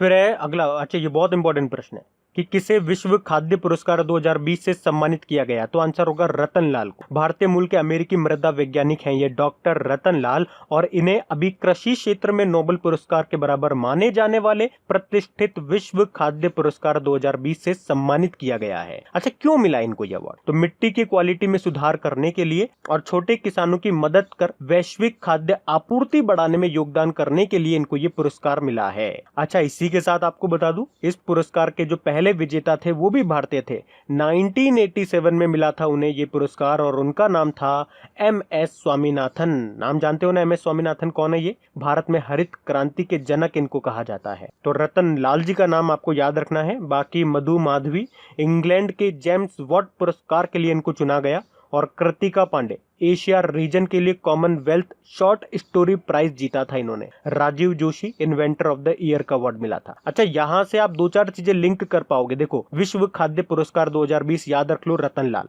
अब खाद्य से आपको कुछ याद आ जाना चाहिए, फसाई के बारे में, food safety and standard authority of India. अभी इसके CEO बने थे कौन? अरुण सिंघल, ये भी अपॉइंटमेंट था नया। इसके अलावा अभी फसाई ने ही फूड सेफ्टी इंडेक्स भी जारी किया था, जिसमें बड़े राज्यों में गुजरात टॉप पे रहा था, छोटे राज्यों में गोवा टॉप पे रहा था, और यूनियन टेरिटरीज की कैटेगरी में चंडीगढ़ टॉप पे रहा था। और एक और पॉइंट, विश्व खाद्य सुरक्षा दिवस, वर्ल्ड फूड सेफ्टी डे कब मनाया? 7 जून को मनाया, जिसकी थीम क्या रही थी? Food safety and everyone's business. तो इस तरह से चीजों को करेक्ट करते हुए चलो। जब मुझे पढ़ाने में मजा आ रहा है तो आपको भी पढ़ने में मजा आएगा। वाकई मजा आता है। और जिस दिन आपको पढ़ने में मजा आ गया ना, जिस एग्जाम का फॉर्म भरोगे ना, वही एग्जाम क्रैक कर डालोगे। ये मैं आपको लिख के दे रहा हूँ। बस पढ़ने में मजा आना चाहिए, और पढ़ने में मजा तभी आएगा जब आप अपनी पढ़ाई के साथ कुछ एक्सपेरिमेंट्स करोगे, कुछ नया करने की कोशिश करोगे। मैं आपको बार बार तो एक ही चीज बोलता हूँ, लेकिन ये चीज है ही कमाल। चीजों को कोरिलेट करो, लिंक कर करके पढ़ो। ये करना आप ही को पड़ेगा। फिर है, हाल ही में जारी मानव संसाधन की NIRF रैंकिंग में कौन सा यूनिवर्सिटी टॉप पे रहा है? तो आंसर होगा IIT मद्रास। एक्चुअली में हमारे जो MHRD मंत्री हैं रमेश पोखरियाल निशंक, उन्होंने NIRF यानी कि national institute of ranking framework 2020 जारी किया है, जिसमें टॉप पे रहा है IIT मद्रास। अब ध्यान से सुनना, देखो यहाँ पे टोटल 10 अलग अलग कैटेगरीज में रैंकिंग निकाली गई है। तो हमने ये जो IIT मद्रास टॉप पे बात की है, ये ओवरऑल रैंकिंग में टॉप पर है। बाकी जो अलग 10 कैटेगरीज हैं वो भी मैं आपको बता देता हूँ। जैसे कि यूनिवर्सिटी रैंकिंग में बात करेंगे तो IISc बेंगलुरु टॉप पे है। उसी तरह से इंजीनियरिंग में बात करेंगे तो IIT मद्रास टॉप पर है। साथ के साथ आपके लिए यहाँ पे स्क्रीनशॉट भी मैं लगा रहा हूँ, जो कि ऑफिशियल वेबसाइट से ही लिया गया है। मैनेजमेंट कैटेगरी में बात करेंगे, IIM अहमदाबाद टॉप पर रहा, देखिए। और फार्मेसी की बात करेंगे तो जामिया हमदर्द, जामिया मिलिया इस्लामिया यूनिवर्सिटी नहीं है ये, जामिया हमदर्द है दिल्ली का। कॉलेज लेवल पे मिरांडा हाउस जो कि दिल्ली का है वो टॉप पे रहा है। और मेडिकल में एम्स दिल्ली टॉप पे रहा है। उसी तरह लॉ यानी कि कानून में national law school of India university top पर है, ये बेंगलुरु का है। आर्किटेक्चर में IIT खड़गपुर टॉप पर है। और डेंटल में Maulana Azad institute of dental science Delhi, ये टॉप पे रहा है। ये तो टोटल 10 कैटेगरी में ये रैंकिंग दी गई थी, सारी मैंने आपको बता दी है। बाकी यूनिवर्सिटीज की बात है तो अभी पीछे हम लोगों ने पढ़ा था, एक तो QS वर्ल्ड यूनिवर्सिटी रैंकिंग 2021 आई थी। उसमें भारत का टॉप यूनिवर्सिटी था IIT बॉम्बे, जो कि वर्ल्ड में 172 नंबर पे था। और पूरे वर्ल्ड में टॉप पे था USA का MIT यूनिवर्सिटी। और टाइम्स हायर एजुकेशन की एशिया यूनिवर्सिटी रैंकिंग आई थी, उसमें भारत में तो IISc बेंगलुरु टॉप पे था, और ये वर्ल्ड में 36 नंबर पे था। जबकि वर्ल्ड में टॉप में था चाइना का सिंघुआ यूनिवर्सिटीज। तो यूनिवर्सिटीज को लेकर के ये 2-3 क्वेश्चन आप लोगों के बन गए हैं, तो इनको ध्यान रखना। अगर नोट्स बना रहे हो तो ये यूनिवर्सिटी डाल के अलग कैटेगरी बना लेना, ताकि आपको एक साथ याद आ जाए। फिर है, फिलीपींस में किसे भारत के अगले राजदूत के रूप में नियुक्त किया गया है? तो आंसर होगा शंभू S कुमारन को। ये वर्तमान में मोरक्को में भारतीय राजदूत हैं, और अभी इन्हें फिलीपींस में भारत का नया राजदूत एम्बेसडर नियुक्त किया गया है। बाकी P कुमार, इनकी बात करेंगे, सिंगापुर में भारतीय राजदूत बने हैं। और मोनिका कपिल मोहता मैंने आपको बता ही दिया, स्विट्जरलैंड में भारतीय राजदूत बनी है। और गायत्री कुमार, ये भी इंपॉर्टेंट नाम है, ब्रिटेन में भारतीय उच्चायुक्त हाई कमिश्नर बनी है। देखो, उच्चायुक्त और राजदूत यानी कि हाई कमिश्नर और एम्बेसडर में कई बार मैं आपको अंतर बता चुका हूँ। सीधा सा फर्क है। देखो, अगर कॉमनवेल्थ कंट्रीज में आप जा रहे हो तो वहां पे आप हाई कमिश्नर बोलोगे, और नॉन कॉमनवेल्थ कंट्रीज में जा रहे हो तो वहां पे आप राजदूत बोलोगे। बस बोलने का फर्क है, काम सेम ही है। अच्छा, फिलीपींस से एक पॉइंट मैं आपको और बताना चाहूंगा। एक रेमन मैग्सेसे पुरस्कार है, इसे एशिया का नोबेल पुरस्कार कहा जाता है। और फिलीपींस के पूर्व राष्ट्रपति थे रेमन मैग्सेसे से उनकी याद में ये दिया जाता है। और अब ये न्यूज में क्यों रहा, क्योंकि इस साल ये नहीं दिया जा रहा है, कोरोना वायरस के कारण रद्द कर दिया गया। तो आपको 2019 का याद रख लो, 2020 का रद्द हो गया तो 2019 का याद रखो। एनडीटीवी के पत्रकार थे रविश कुमार, उनको मिला था 2019 का रेमन मैग्सेसे पुरस्कार। फिलीपींस की कैपिटल मनीला है और मनीला में ही एशियन डेवलपमेंट बैंक का हेडक्वार्टर भी है। Manila Philippines. करेंसी पीसो है और प्रेसिडेंट है रोड्रिगो डुटर्टे। उसके अलावा फिलीपींस से आपको याद आया होगा, कोविड-19 महामारी के कारण अपने वित्तीय बाजारों को बंद करने वाला दुनिया का पहला देश भी यही बना था, फिलीपींस। फिर है दुनिया का सबसे लंबा रेलवे प्लेटफॉर्म, ये किस स्टेशन पे बनाया जा रहा है, ये पीछे वैसे मैंने आपको बताया भी था। आंसर होगा हुबली स्टेशन। और ये स्टेशन कहां पर है, ये कर्नाटक में है। तो कर्नाटक के इस हुबली स्टेशन पे दुनिया का सबसे बड़ा प्लेटफॉर्म बनाया जा रहा है। अभी ये जो हुबली स्टेशन है, इसका जो प्लेटफॉर्म संख्या 1 है, उसकी लंबाई 550 मीटर है। अभी से बढ़ा करके 1400 मीटर करा जाएगा और इस तरह से ये दुनिया का सबसे लंबा प्लेटफॉर्म बन जाएगा। अच्छा, वर्तमान में अगर बात करेंगे दुनिया का सबसे लंबा प्लेटफॉर्म कहां पर है, ये गोरखपुर रेलवे स्टेशन पे है और इसकी लंबाई है 1366 मीटर। और ये जो गोरखपुर रेलवे स्टेशन है, ये उत्तर पूर्वी रेलवे जोन का हेडक्वार्टर भी है। उसी तरह से ये जो हुबली रेलवे स्टेशन है, दक्षिण पश्चिम रेलवे जोन का हेडक्वार्टर है। भारत में टोटल कितने रेलवे जोन है, अब हो गए हैं 18। बाकी चारबाग रेलवे स्टेशन की बात करेंगे, ये लखनऊ में है और यहीं पे भारत का पहला हेल्थ एटीएम लॉन्च किया गया था। विशाखापत्तनम रेलवे स्टेशन या आंध्र प्रदेश में है और यहीं पे भारत का पहला फन जोन स्थापित किया गया था। और त्रिची रेलवे स्टेशन, अब ये न्यूज में था। CII confederation of Indian industry, इसने गोल्ड रेटिंग दी थी इसको। रेल मंत्री पीयूष गोयल है और स्वतंत्र भारत के पहले रेल मंत्री का नाम भी याद रखो, जॉन मथाई है। फिर है GRAC ने फास्ट पेट्रोल वेसल श्रृंखला का 5वां और आखिरी पोत भारतीय तट रक्षक बल को सौंप दिया है। आपको इस आखिरी पोत का नाम बताना है। तो आंसर होगा ICGS कनकलता बरुआ। अच्छा, पहले तो ये देखो, GRAC मतलब garden rich ship builders and engineers limited. और इससे भी एक पॉइंट आपको याद रखना है कि ये पहली कंपनी है जिसने इंडियन नेवी को 100 जहाज बनाकर दिए हैं। और ये जो फास्ट पेट्रोल वेसल है, इसका क्या मतलब होता है, ये एक नाव है जो गश्त लगाने के काम आती है, पेट्रोलिंग के लिए काम आती है समुद्र में। तो अभी GRAC ने फास्ट पेट्रोल वेसल सीरीज का 5वां और आखिरी पोत इंडियन कोस्ट गार्ड फोर्स को सौंप दिया है और इसका नाम क्या है, ICGS कनकलता बरुआ। ICGS मतलब होता है इंडियन कोस्ट गार्ड शिप और ये 5वां है। तो पहला, दूसरा, तीसरा और चौथा कौन सा था, देखो पहला था ICGS प्रियदर्शनी, दूसरा था ICGS एनी बेसेंट, तीसरा था ICGS अमृत कौर और चौथा था ICGS कमला देवी और 5वां हो गया ICGS कनकलता बरुआ। कौन थी ये कनकलता बरुआ, ये असम की स्वतंत्रता सेनानी थी। और अमृत कौर ये कौन थी, ये भारत की पहली स्वास्थ्य मंत्री थी। और ICG से याद रखना, इंडियन कोस्ट गार्ड से, कि पहली महिला DIG बनी है अभी इसकी, नुपुर कुलश्रेष्ठ। और गाइज एक बार फिर मैं आप लोगों से रिक्वेस्ट करूंगा या कहना चाहूंगा कि हमारे वीडियोस को बिल्कुल रेस्पॉन्स नहीं मिल रहा है, बहुत मेहनत करनी पड़ रही है, बहुत मेहनत, लेकिन उसके मुकाबले कुछ भी रेस्पॉन्स नहीं मिल रहा है। इसका एक कारण यही है कि हमारे वीडियो स्प्रेड नहीं हो रहे हैं। अब इसके लिए तो मैं आप ही लोगों से कहूंगा, क्योंकि स्टूडेंट्स ही किसी भी चैनल पे कोई बड़े से बड़ा चैनल हो गया है तो वो बड़ा एकदम से नहीं हो गया, उससे जो स्टूडेंट्स जुड़े हुए हैं उन्हीं ने उसको आज इतना बड़ा किया है, चैनल को स्प्रेड किया है अपने ग्रुप्स में, अपने दोस्तों में। लेकिन हमारे साथ ऐसा नहीं हो रहा है, हमें सपोर्ट नहीं मिल पा रहा है आप लोगों का, तो हमारी सारी मेहनत बेकार जा रही है, कंटिन्यू बेकार जा रही है। तो प्लीज सपोर्ट जरूर करें। और एक छोटा सा काम और कर दें, अगर एप्लीकेशन पे, अपनी जो क्रैक एग्जाम एप्लीकेशन पे, वहाँ पे आप प्रैक्टिस करते हो, रिविजन करते हो, क्विज वगैरह लगाते हो, तो वहाँ पे अगर कोई एडवर्टीजमेंट आपको दिखता है तो प्लीज एक बार क्लिक जरूर कर दिया करें। अगर आपको वो दिखे, जब क्लिक करके वापस बैक बटन दबा दें, मुश्किल से 2 सेकंड आपके लगेंगे। देखो वीडियोस तो शेयर नहीं हो रहे हैं, यहाँ तो मेहनत का फल नहीं मिल रहा है, तो कम से कम उससे थोड़ा बहुत सपोर्ट हमें मिलेगा, कम से कम एप्लीकेशन को बेहतर बनाने में मुझे थोड़ा सपोर्ट मिल जाए।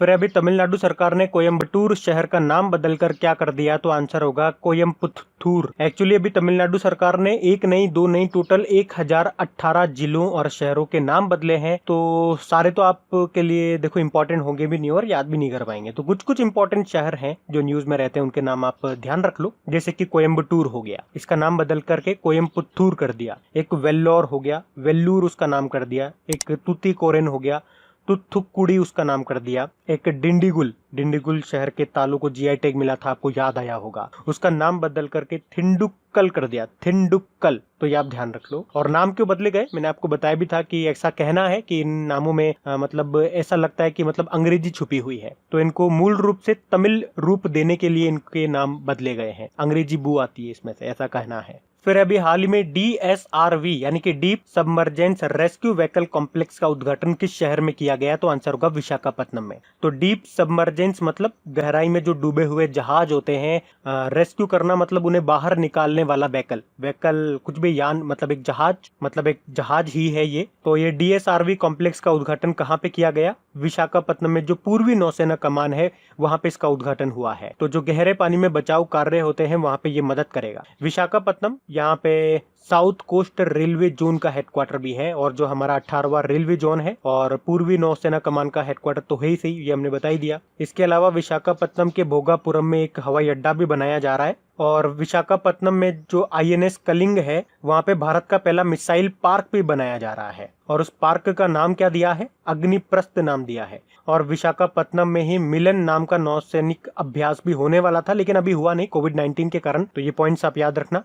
फिर अभी किस राज्य में मास्क को डिस्पोज करने के लिए बिन 19 और अल्ट्रावायलेट स्पोर्ट नाम के डिवाइस को लॉन्च किया गया, तो आंसर होगा केरल में। केरल के कोच्चिन में स्थित एक स्टार्टअप जिसका नाम है VST मोबिलिटी सॉल्यूशन, और उसी ने जो यूज्ड किए हुए मास्क हैं उनको डिस्पोज करने के लिए बिन 19 और अल्ट्रावायलेट स्पोर्ट नाम के डिवाइस को लॉन्च किया है। तो जो भी आपके यूज्ड मास्क हो गए, जो भी इस्तेमाल किए हुए मास्क हो गए, उनको इसमें डाल दो और वो उन्हें कीटाणु रहित कर देगा। फिर है अभी फीफा की नई रैंकिंग आई है, उसमें भारत कितने स्थान पे रहा है, तो भारत 108वें स्थान पे रहा है। और देखो इसी साल जनवरी में या लास्ट दिसंबर में जो रैंकिंग आई थी उसमें भी भारत 108वें स्थान पर ही था। अच्छा, टॉप पर कौन है, तो टॉप पे पहले की जैसे ही बेल्जियम टॉप पर है, सेकंड पे फ्रांस है और तीसरे नंबर पे ब्राजील है। तो आपको तो देखो टॉप याद रख लो बेल्जियम है, और भारत के रैंक याद रख लो 108 पे है भारत। फीफा की बात कर लेते हैं। फीफा की जो स्थापना है 1904 में हुई थी, हेडक्वार्टर ज्यूरिख स्विट्जरलैंड में है, और इसके प्रेसिडेंट है गियानी इन्फेंटो। और आपको याद होगा फीफा का जो मेंस वर्ल्ड कप होगा 2022 में कहाँ पे होगा, कतर में होगा। और जो 2026 में होगा वो आपके 3 जगह होगा, USA, मैक्सिको और कनाडा में। उसके अलावा आपको याद होगा फीफा अंडर 17 महिला विश्व कप होने वाला था 2020 में, नवंबर में होने वाला था ये भारत में, लेकिन कोरोना के कारण अब इसे 2021 में आयोजित किया जाएगा।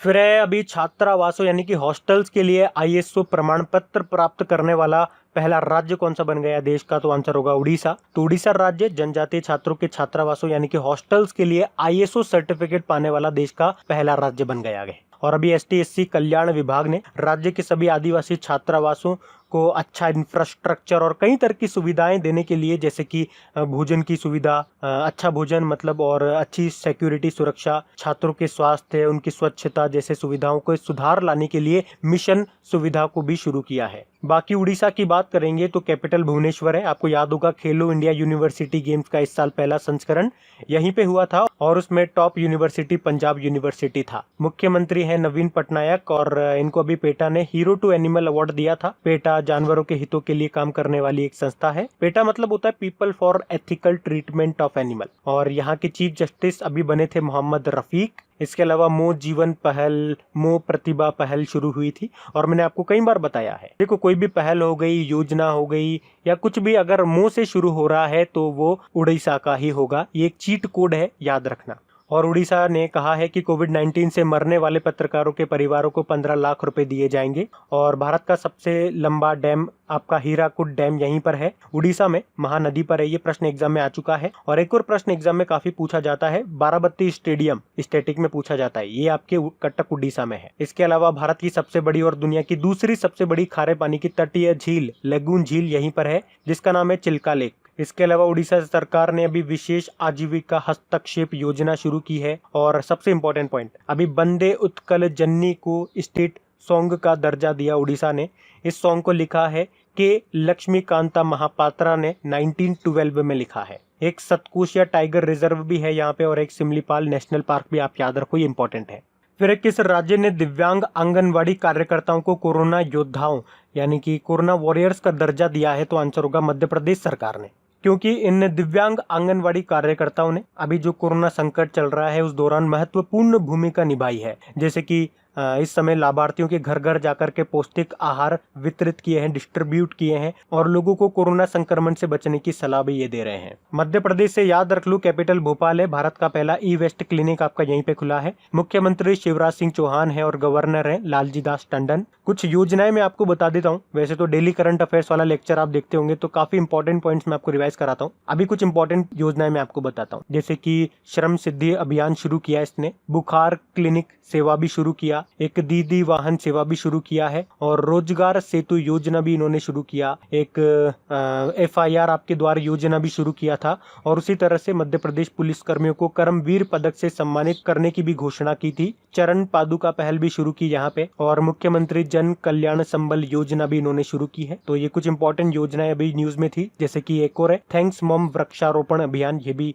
याद रखो। एक एवरीबडी विल गेट एम्प्लॉयमेंट योजना भी शुरू की थी। काफी सारे योजनाएं अभी इन्होंने लॉन्च की है। उसके अलावा शिशु मृत्यु दर सबसे ज्यादा आपके मध्य प्रदेश में ही है और पीछे हम देख ही चुके हैं सबसे ज्यादा बाघों यानी कि टाइगर की मौतें हुई है 2012 से लेकर 2019 तक मध्य प्रदेश में ही 173 मरे हैं और सबसे ज्यादा बाघ वैसे आपके मध्य प्रदेश में ही है। एक इन्होंने जीवन अमृत योजना, जीवन शक्ति योजना भी शुरू किया था और मिड डे मील राशन देने वाला पहला राज्य भी आपका मध्य प्रदेश ही बना था। रेडियो स्कूल भी शुरू किए थे इन्होंने। नमस्ते ओरछा महोत्सव भी आपका यहीं पे मनाया जाता है। इसके अलावा बांधवगढ़ नेशनल पार्क भी है जो कि रॉयल बंगाल टाइगर्स की बड़ी आबादी के लिए ये जाना जाता है। कान्हा नेशनल पार्क हो गया, वन विहार नेशनल पार्क हो गया, एक माधव नेशनल पार्क हो गया, पेंच नेशनल पार्क हो गया, Panna national park, Satpura national park, ये सब यहीं पर है। एक संजय नेशनल पार्क भी है। तो इन सब कारण से अभी मध्य प्रदेश न्यूज पे है, तो याद रखना। फिर हाल ही में अंतर्राष्ट्रीय रंगहीनता दिवस कब मनाया गया, यानी कि international albinism awareness day. Answer होगा 13 जून को। तो रंगहीनता के बारे में लोगों को जागरूक करने के लिए इसे मनाया जाता है और इसकी थीम इस बार की क्या रही, मेड टू शाइन। फिर अभी किस राज्य के मुख्यमंत्री ने आई फ्लोज नाम से बाढ़ चेतावनी सिस्टम को लॉन्च किया, तो आंसर होगा महाराष्ट्र सरकार ने। तो महाराष्ट्र के जो मुख्यमंत्री हैं शिवराज सिंह चौहान, उन्होंने मुंबई के लिए एक फ्लड वार्निंग सिस्टम लॉन्च किया है जिसका नाम है आई फ्लोज। तो ये जो सिस्टम है ये मुंबई में बाढ़ की भविष्यवाणी करेगा और इसकी जो फुल फॉर्म होती है वो है इंटीग्रेटेड फ्लड वार्निंग सिस्टम। और इसी तरह से आपको याद होगा कर्नाटक में भी बंगाल के लिए एक मौसम की जानकारी के लिए एक एप्लीकेशन लॉन्च किया था जिसका नाम है मेघ संदेश, वो भी याद रखना।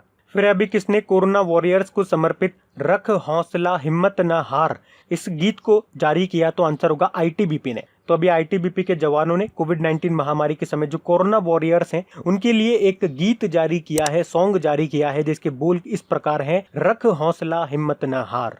और इसको लिखा है कांस्टेबल वरुण कुमार ने और इसको गाया है कांस्टेबल विक्रमजीत सिंह ने और इसको संगीत दिया है विक्रम सांघा ने। कुछ और सॉन्ग भी अभी न्यूज में रहे थे, जैसे कि HDFC ने सॉन्ग रिलीज किया था #हम हार नहीं मानेंगे। एक यूनाइटेड वी फाइट नाम का सॉन्ग रिलीज किया था ICCR ने, मतलब Indian council for cultural relations. और मिशन फतेह गीत लॉन्च किया था अभी पंजाब सरकार ने और एक आत्मनिर्भर भारत के लिए जयतु भारतम गीत लॉन्च किया गया था। ITBP की बात कर लेंगे, Indo Tibetan border police. Director general का नाम याद रखो SS देशवाल है और अभी आपको याद होगा मार्च के महीने में ही इन्हें BSF का एडिशनल चार्जेस भी दिया गया था। ITBP का मोटो क्या होता है, शौर्य, दृढ़ता और कर्मनिष्ठा।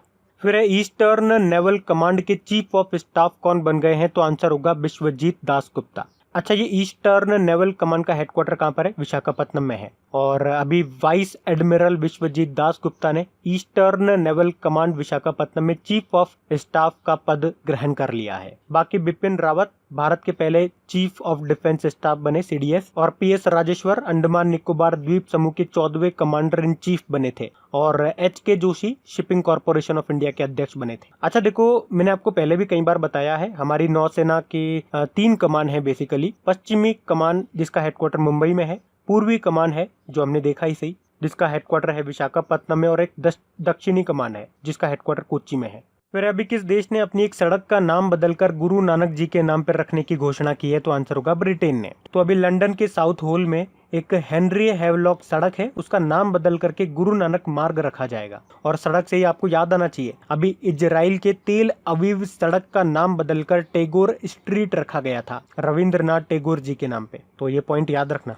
फिर है, अच्छा ये बहुत इंपॉर्टेंट प्रश्न है कि इलेक्ट्रिक ओवरहेड लाइन पर डबल स्टैक कंटेनर ट्रेन का संचालन करने वाला पहला देश कौन सा बन गया? तो आंसर होगा भारत। तो अभी इंडियन रेलवे ने इलेक्ट्रिक ओवरहेड लाइन पर डबल स्टैक कंटेनर ट्रेन चलान कर एक रिकॉर्ड बना दिया है। मतलब ऐसा करने वाला ये पहला देश बन गया है। डबल स्टैक कंटेनर ट्रेन मतलब क्या हो गया? आपकी मालगाड़ी होती है, मालगाड़ी के ऊपर आपने कंटेनर देखे होंगे, कंटेनर एक देखा होगा, लेकिन यहाँ पे एक कंटेनर के ऊपर दूसरा कंटेनर रखा हुआ है। जिस तरह से होती है ना आपकी डबल डेकर पैसेंजर ट्रेन, उसी तरह से ये है double decker container train, container के ऊपर कंटेनर, और ये चली है इलेक्ट्रिक लाइन पे। और इस तरह से भारत इसको ऑपरेट करने वाला पहला देश बन गया। अब यहाँ से एक और प्रश्न बनेगा कि ये किन दो स्टेशनों के बीच में चली? सबसे पहले तो गुजरात के पालनपुर और बोटाद स्टेशन के बीच में ये चली है, और जमीन से लेकर तारों की जो ऊंचाई है वो है 7.57 मीटर। बाकी रेलवे से 2-3 पॉइंट मैंने आपको और बताए थे। अभी एक तो पीछे ही देखा था, कर्नाटक का हुबली स्टेशन दुनिया का सबसे लंबा प्लेटफॉर्म बन रहा है यहाँ पे, 1400 मीटर का। एक त्रिची रेलवे स्टेशन न्यूज में था, CII ने गोल्ड रेटिंग दी है उसको। और एक और पॉइंट, अभी बिहार के माधेपुरा फैक्ट्री में 12,000 हॉर्स पावर का इंजन बनाया गया है, और ये इसलिए इंपॉर्टेंट है क्योंकि दुनिया में पहली बार इतनी कैपेसिटी वाला इंजन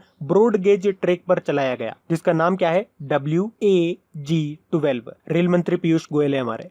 फिर अभी किस राज्य सरकार ने पंचवटी योजना शुरू की है? तो आंसर होगा हिमाचल प्रदेश सरकार ने। और ये जो पंचवटी योजना है ये मुख्य रूप से वरिष्ठ नागरिकों के लिए है। मतलब इसमें वरिष्ठ नागरिकों के मनोरंजन के लिए उनके लिए पार्क वगैरह, उद्यान वगैरह बनाए जाएंगे। हिमाचल प्रदेश की कैपिटल शिमला है, समर कैपिटल शिमला है, और विंटर कैपिटल इसकी धर्मशाला है। 2 कैपिटल है। मुख्यमंत्री जयराम ठाकुर है और गवर्नर है बंडारू दत्तात्रेय। याद रखना, प्रधानमंत्री उज्ज्वला योजना के अंतर्गत 100% LPG कवरेज वाला पहला राज्य बना था ये भारत का। उसके अलावा अभी हिमाचल प्रदेश में ही शहरी रोजगार गारंटी योजना भी शुरू हुई थी, ये भी याद रखना।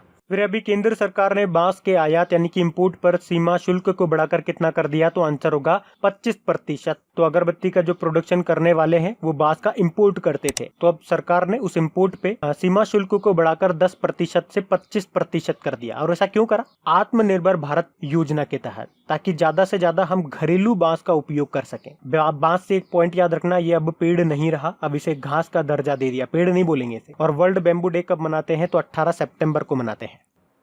तो गाइज ये लीजिए, ये वीडियो हमारा यहीं ओवर होता है। लगभग 70-80 क्वेश्चन हम लोगों ने कवर करे हैं। अब आपको क्या करना है, इनकी क्विज लगा लो, अच्छे से प्रैक्टिस कर डालो। और एक बार फिर आपको याद दिलाता हूं, अगर इसको लाइक और शेयर करना भूल गए हैं तो प्लीज जाते जाते इसे एक लाइक जरूर कर देना और शेयर भी कर देना। एक बार कहाँ पे शेयर करोगे? अगर आपका कोई व्हाट्सएप, फेसबुक ग्रुप है, अपने दोस्तों के साथ में आप इसे शेयर कर सकते हो और मेरी हेल्प कर सकते हो। तो हेल्प करने में कभी पीछे मत रहना। Thank you guys.